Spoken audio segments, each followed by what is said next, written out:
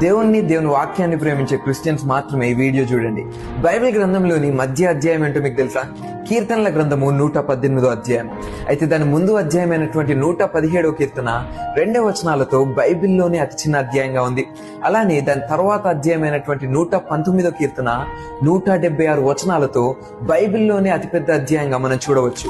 ఇంకా చాలా ఇంట్రెస్టింగ్ విషయం ఒకటి చెప్పమంటారా? బైబిల్ గ్రంథంలోని మధ్య అధ్యాయమైనటువంటి 118వ కీర్తనకు ముందు 594 అధ్యాయాలు, అలాగే దాని తర్వాత కూడా 594 అధ్యాయాలు ఉన్నాయి. ఇవి రెండు కలిపితే 1188 అనే సంఖ్య వస్తుంది. అయితే ఇవన్నీ ఎందుకు చెప్తున్నాను అనుకుంటున్నారు కదా?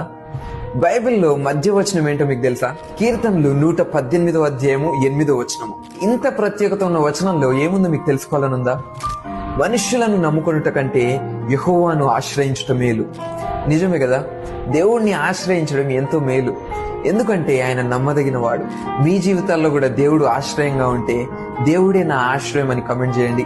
అలాగే దేవుణ్ణి, దేవుని వాక్యాన్ని ప్రేమించే మీ ఫ్రెండ్స్ కి ఈ వీడియో షేర్ చేయండి. God bless you.